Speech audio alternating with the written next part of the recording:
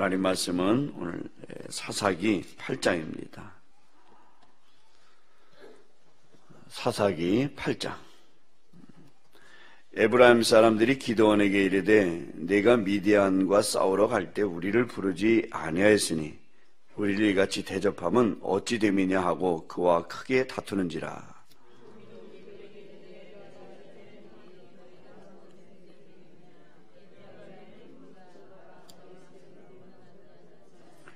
하나님이 미디안의 방백 오렙과 셋을 너희 손에 넘겨주셨으니 내가 한 일이 어찌 능히 너희가 한 것에 비교되겠느냐 하니라.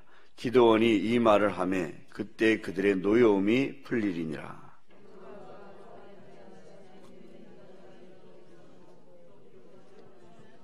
그가 숫곳 사람들에게 이르되 나를 따르는 백성이 피곤하니 청하건대 그들에게 떡덩이를 주라. 나는 미디안의 왕들인 세바와 살문나의 뒤를 추격하고 있노라 하니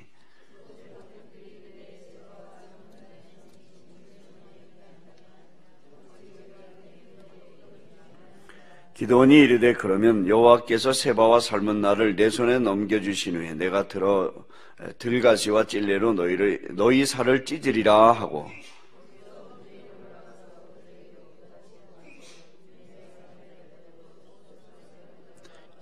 기드온이 또 분유엘 사람들에게 말하여 이르되 내가 평안히 돌아올 때 이 망대를 헐리라 하니라.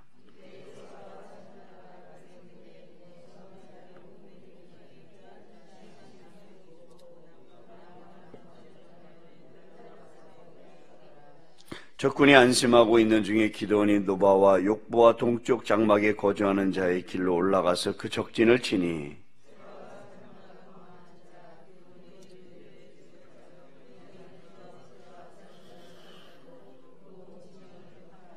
요아스의 아들 기드온이 헤레스 비탈 전장에서 돌아오다가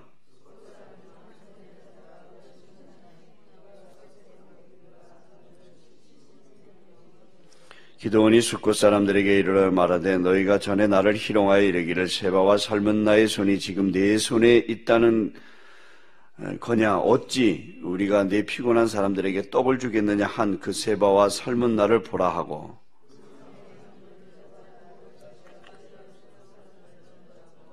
분유엘 망대를 헐며 그 성읍 사람들을 죽이니라.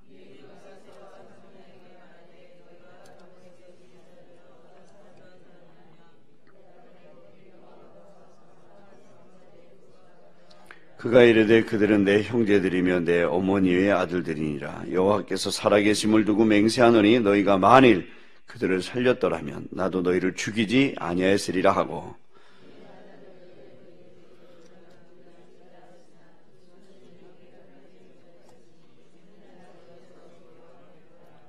세바와 살문나가 이르되 내가 일어나 우리를 치라. 사람이 어떠하면 그의 힘도 그러하니라. 하니 기드온이 일어나 세바와 살문나를 죽이고 그들의 낙타 목에 있던 초승달 장식들을 떼어서 가지니라.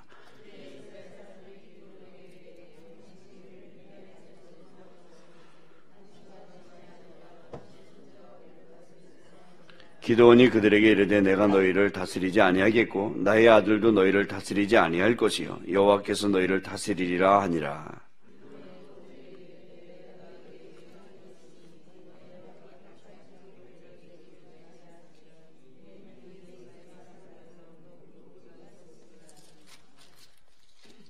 무리가 대답하되 우리가 즐거이 드리리다 하고 겉옷을 펴고 각기 탈취한 귀고리를 그 가운데 던지니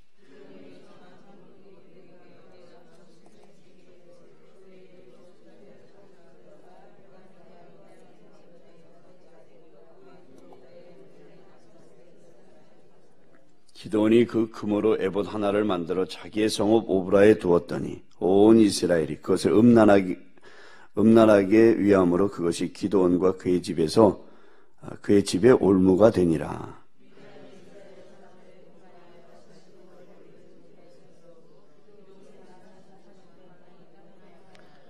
요아스의 아들 여룹바알이 돌아가서 자기 집에 거주하였는데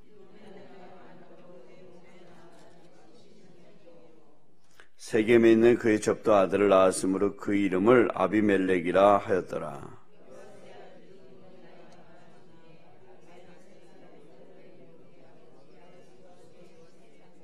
기드온이 이미 죽음에 이스라엘 자손이 돌아서서 바알들을 따라가 음행하였으며 또 바알 브릿을 자기들의 신으로 삼고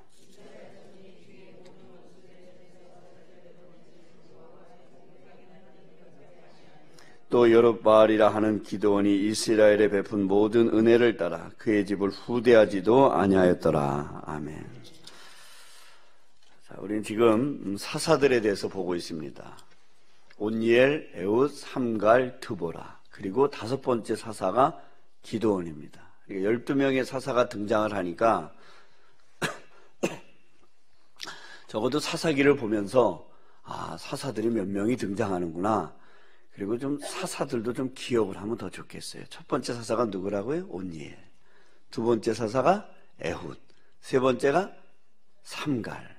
네 번째가 드보라. 5번째가 기드온. 5명의 사사가 지금 등장하고 있습니다. 특징을 보면은 이제 에훗은 왼손잡이였다. 어제 말씀드린 대로 장애가 있는 사람이었고, 삼갈에 대해서는 한 절밖에 없습니다. 소모는 막대기로 한 절밖에 없어. 그도 역시 사사였더라 그래요. 참 삼갈에 대해서는 평가가 참 인색했다. 아주 그때 잠깐 사용한 것 같아요. 삼갈이라는 사사는. 그 다음에 이제 드보라는 여자. 유일한 사사 중에서 여자입니다. 여자가 참 힘없고 그런데 하나님께서 그 여자도 사용하시고 감사하죠. 그 다음에 이제 오늘 나온 게 기드온입니다. 기드온에 대해서는 좀 양이 많습니다. 그죠? 기드온이 큰 일을 또 많이 했고 미디안 사람들과 싸워서. 오늘 이제 기드온에 대해서 좀 더 생각해 보겠습니다. 어제도 우리가 기드온에 대해서 봤고, 미디안과의 싸움이 붙었습니다. 미디안의 군사력이 몇이었냐면 13만 5천 명이었습니다. 10절에 나왔죠, 10절에. 그래서 12만 명을 죽이고 300명이 가가지고 12만 명을 죽였어요. 대단한 전과를 올린 거죠. 근데 300명이 지금 그대로 살아있는 겁니다. 한 사람도 안 죽었어요. 이건 기적이에요, 정말. 하나님이 하신 일이라고. 그래서 15,000명이 도망을 가는 겁니다. 그 왕 살아가지고. 그 왕의 이름이 살문나. 이름이 자꾸 아니가. 세바와 살문나. 두 왕이 있는데 그 왕이 지금 15,000명과 함께 도망을 가고 있는 겁니다.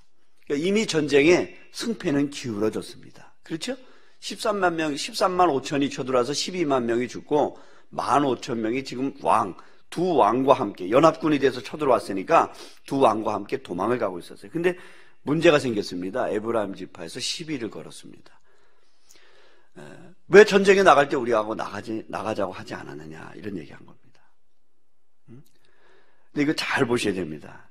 에브라임 지파와 므낫세 지파는 묘한 관계입니다. 요셉의 두 아들이 있었는데 에브라임과 므낫세가 있잖아요. 그죠? 그 지파예요. 근데 창세기 48장에 보면 야곱이 이 아들들을 축복합니다. 이 아들들이 야곱이 빠지고 레위 지파가 빠지고 이스라엘의 12지파가 돼요.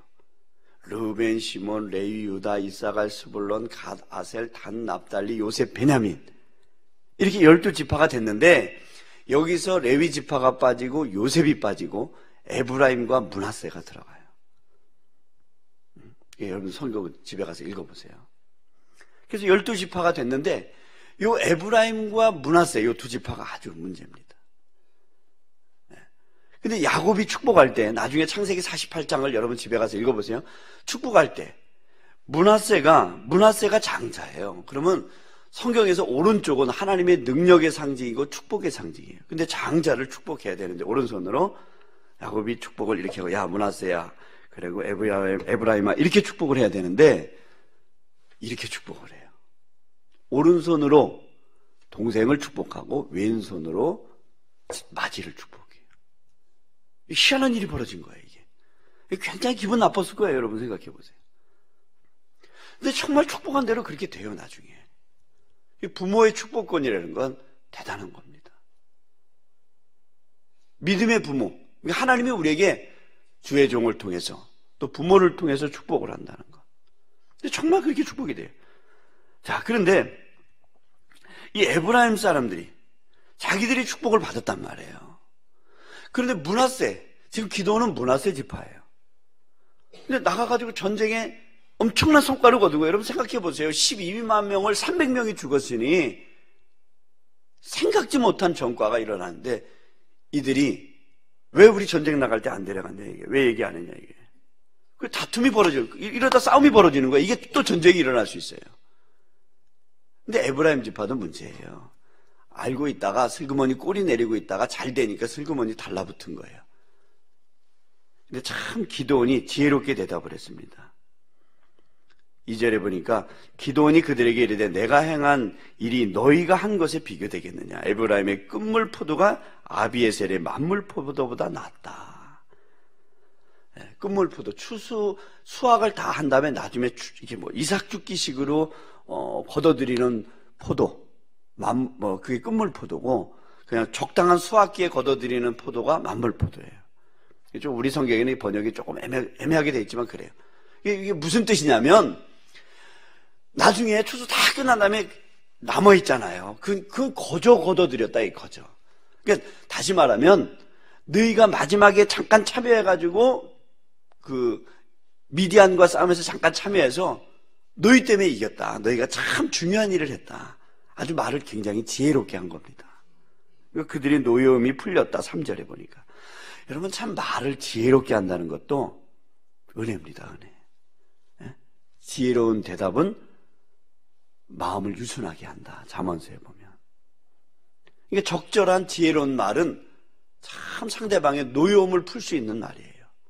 이게 지금 까딱하면 싸움이 일어날 뻔했다고. 에브라임과 므낫세 지파는 묘한 시기와 갈등과 경쟁의 관계에 있는, 장자 지파로서, 므낫세가 장자로서 자기네들이 우월감을 드러낼 수 있고, 에브라임은 무슨 소리냐? 네가 장자면 다행이냐? 다냐? 내가 우리 아버지에게 축복을, 야곱에게 축복을 받는, 차자지만 내가 오른손으로 축복을 받았다. 그래서 우월감을 가질 수 있는 그런 묘한 둘의 관계, 그 지파 관계가 그렇게 형성이 돼 나갔는데, 이 기드온이 아주 지혜롭게 잘 대접을 해서 노여움을 풀고 둘의 관계가 잘 회복이 됐습니다. 그래가지고 이제 기드온이 300명을 데리고 그 15,000명, 세바와 살문나를 쫓아가죠. 쫓아가다가, 숫곳이라는 곳을 지나갑니다. 근데 너무 허기지니까 전쟁하면 일단 먹어야 되지 않습니까? 먹어야 힘이 나잖아요. 지치지만. 그래가지고 숫곳을 지나가면서 좀 먹을 걸 좀 달라고 그랬더니 그 사람들이 안 준 거예요. 같은 민족임에도 안 줬습니다. 왜 그러냐면 미디안의 군사가 막강한데 지금 소문이 어디까지 퍼졌는지는 모르지만 미디안의 군사를 쫓아간다는 건 다시 말하면 기드온이 미디안을 이길 거라는 걸 생각을 못했어요. 잠깐 도망은 가지만 다시 전열을 가두면서 15,000명이 아직도 살아있으니까 300명 뭐 얼마든지 이길 수 있다 생각하는 거니까 숫곳 사람들이 안 도와줬어요. 그러니까 이제 분우의 사람들도 역시 마찬가지고 지나가면서 안 도와주니까 기드온이 화가 난 거예요. 내가 반드시 물리치고 돌아올 때 너희들 가만히 안 두겠다. 우리를 이렇게 후대하니까, 우리를 이렇게 대해주지 않으니까 너희를 돌아올 때 보자. 이렇게 된 거예요. 그리고 가서 진짜 다 진멸하고 돌아와가지고 그들을 다 기드온이 심판해버리는, 진멸해버리는 일이 말씀에 쭉 기록이 되어 있습니다. 그 다음에 이제 엄청난 전과가 일어났죠. 이제 일어났으니까 두 왕을 잡아왔어요. 그러고 나서 기드온의 아들의 이름이 여델인데 20절에 나와 있습니다. 맏아들인데 이게 좀 어렸던 것 같아요. 그러니까 아들을 시켜가지고 야, 네가 저 왕들을 지금 미디안의 두 왕을 네가 지금 칼로 쳐서 죽여봐라 그랬단 말이에요. 근데 이 아들이 어리니까 덜덜덜덜 떨고 사람을 못 죽인 거예요. 그러니까 그 세바와 살문나가 야, 꼬마 시키지 말고 네가 죽여라 이러는 거예요. 난 장수고 임금 아니냐, 난 왕 아니냐. 그냥 기드온이 칼을 확 빼가지고 그냥 칼을 쳐서 그 두 왕을 죽였다. 그런 다음에 이제 그들이 가졌던 그 금 장식, 귀중품들을 기드온이 달라고 그랬습니다. 이 기드온이 이제 나중에 보면 타락하게 되는 모습을 보여요. 백성들이 막 기드온의 인기가 좋아지니까 기드온한테 왕을 하라고 막 그랬어요. 우리 왕이 되라. 그러니까 무슨 소리냐. 나도 왕이 안 될 거고 우리 아들도 왕이 안 될 거다. 22절과 23절에 보면 나와 있습니다. 여호와께서 너희를 다스리리라. 하나님이 너희의 왕이 될 것이다. 말은 이렇게 했어요. 그런데 나중에 보면 기드온이 아내들을 많이 두었다고 30절에 보면 그 중에 하나가 31절에 보니까 첩을 둬가지고 아들 낳았는데 아들의 이름이 아비멜렉입니다. 이 아비멜렉의 이름의 뜻은 뭐냐? 내 아버지는 왕이시다, 이런 뜻이에요. 그러니까 기드온은 자기는 분명히 나는 왕이 안 되고 내 아들도 왕이 안 된다 얘기했어요. 그리고 하나님이 너희를 다스릴 거라고 말을 했어요. 말은 그렇게 했어요. 그런데 자기 아들의 이름은 내 아버지는 왕이다, 이렇게 됐어요. 그러니까 학자들은 이걸 그렇게 봅니다, 성경에서. 나중에 기드온이 변질이 돼요. 물질의 변질이 되고 왕권, 권력의 욕심을 가지게 돼요. 자기 아들이 내 아버지는 왕이다 그러니까 다시 말하면 왕이면 아들이 당연히 왕이 되겠죠. 아들의 이름을 그렇게 줬어요. 그 다음에 또 하나가 24절에 한번 보세요. 기드온이 또 그들에게 이르되 내가 너희에게 요청할 일이 있으니, 자, 백성들에게 뭐라고 요청하냐면 너희는 각기 탈취한 그 귀고리, 금으로 만든 귀고리 달라고 그랬어요. 그래서 그걸 뭘 만들었냐면 제사장들이 입는 에봇, 금으로 에봇 하나를 만들었어요. 27절에. 그걸 오브라라는 지역, 자기 사는 성읍에 두었다고요. 이건 기드온이 큰 실수한 거예요. 제사장도 아니에요. 주의종도 아니란 말이에요. 그런데 제사장들이 입는 옷을 백성들의 금을 달라고 해가지고 그걸 금으로 장식해서 자기 집에 뒀어요. 그게 여러분 27절에 보니까 그것이 음란하게, 이스라엘이 그것을 음란하게 위하고 그것이 기드온과 그의 집에 뭐가 됐어요? 올무가 됐어요.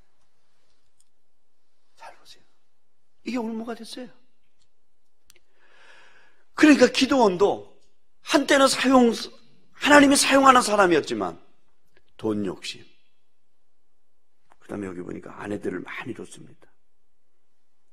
30절에 보니까 기드온의 아내가 많았다. 몸에서 낳은 자식들이 70명이었어요.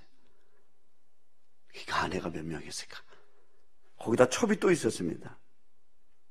세겜에 있는 그의 첩도 있었어요. 여자 문제가 복잡했어요. 근데 그 첩의 아들의 이름을 아비멜렉이라고 줬어요. 내 아버지는 왕이시다, 그 뜻이라고 그랬죠. 그러니까 기드온이 노년에는 물질의 욕심이 좀 생겼고 여자 욕심이 생겼고 왕권의 욕심이 생겼다고.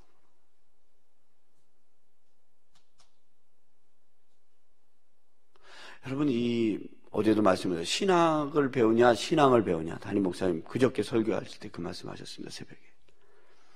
성경을 많이 아는 것도 중요하지만 이게 신학이냐 신앙이냐는 나와 연관시킬 때, 그렇죠? 여러분, 말씀을 들을 때 나와 상관이 없으면 그거는 그냥 성경 신학이 될 수 있어요. 그런데 그걸 나와 연관을 시켜야 돼요. 여러분, 우리도 지금 하나님을 잘 섬긴다고 그러고 여기 나오신 분들은 다 새벽 기도하는 분들이니까 우리 교인 중에서도 아주 기도 열심히 하고 믿음의 사람들이라고 봐요. 근데 누구나 변질될 수 있어요. 돈에 여러 가지 문제, 욕심에.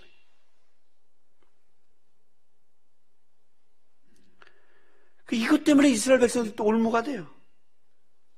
그러니까 참 우리도 모르게 나도 모르게 변질돼 가고 나도 모르게 타락해 갈 때가 있다. 이런 욕심 없는 사람이 있습니까? 돈 욕심 없는 사람이 있어요? 여러분, 글쎄, 최영 장군이 금을 보기를 돌같이 보라고 그랬는데 정말 돌같이 볼 수 있어요? 돈 욕심 없는 사람이 어디 있겠어요? 여러분, 돈 좋아요, 안 좋아요? 아이, 대답 안 하는 거 봤다. 난 돈 좋아. 여러분, 돈 좋잖아요. 근데 그게 욕심이 돼가지고 지금 기드온이 마찬가지예요. 왜 그 금을 자기들 달라고 그랬냐고. 근데 달라고 그랬어요, 자기가. 근데 요청했다고 그랬잖아요. 24절에 내가 너희에게 요청할 일이 있으니 너희는 각기 탈취한 귀고리를 내게 줄게. 금으로 만든 거거든요. 이건 전부 우상을 섬겼던 건데, 근데 이건 기드온이 달라고 할 것도 아니에요. 오히려 이거는 다 버리던지, 이거는 그래 되는 건데 기드온이 욕심이 생겼던 거예요. 그러니까 기도원이 달라고 그러니까 이걸 또 안 줄 수가 없는 거야. 백성들은 안 줄 수가 없는 거예요. 권력자가 달라고 그러는데 그거 다 갖다가 25절에 보세요. 무리가 대답하되 우리가 즐거이 드리리이다 하고 겉옷을 펴고 각기 탈취한 귀고리를 거기다 다 갖다 모았어요. 그게 상당히 많았다. 26절에 보니까 금이 뭐 1700세겔이요. 이건 이 얘기는 무슨 얘기냐면 상당히 많이 모였다는 겁니다. 응? 근데 그것을 에봇을 제사장, 그러니까 기도원이 나중에는 이렇게 엄청난 전과를 이고 큰 일을 하다가 보니까 교만한 마음이 들었어요. 제사장만이 입는 옷, 그것이 에봇이에요. 에봇의 앞에 우림과 둠밈이라는 것이 있습니다. 그 우림과 둠밈은 제사장만이 하나님의 뜻을 묻도록 하나님께서 만들라고 하신 것이에요. 근데 그거를 제사장도 아닌 기도원이 그것도 자기 집에다 갖다 두고 백성들의 금을 갈취해서 만들어서 그것이 이스라엘 백성들에게 계속해서 올무가 됐다. 그건 우리에게 시사하는 바가 큽니다. 시사하는 바가 커요. 이건 주의 종이 입어야 될 옷이고 또 실로에 가면 주의 종이 있었다고요. 근데 이게 영적인 교만이 기도원이 생긴 거예요. 교만이. 여러분 신앙생활을 오래 해서 내가 교회에 어떤 영향력을 미치고 큰 사람이 됐다 이거예요. 그럼 제일 두려운 게 뭔지 아세요? 큰일하는 것까지는 좋아요. 근데 사람이 교만해질 수가 있어요. 그래야 안 그래요? 교만해질 수 있어요. 안 그럴 것 같아요? 교만해요.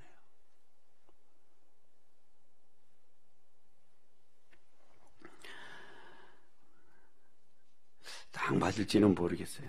우리 어제 친구 하나가 저녁에 와가지고 좀 얘기를 했어요. 근데 그 친구가 사실 나보다 나이가 어려요. 그래서 제가 목회할 때 저한테 와서 가르쳐달라고 어쩌고 막 그랬던 친구였어요. 근데 그 있던 교회에서 지원을 좀 많이 해주고 자기가 좀 가진 돈도 있고 또 목회도 잘했어요. 잘해가지고 한 7년이 안 됐구나.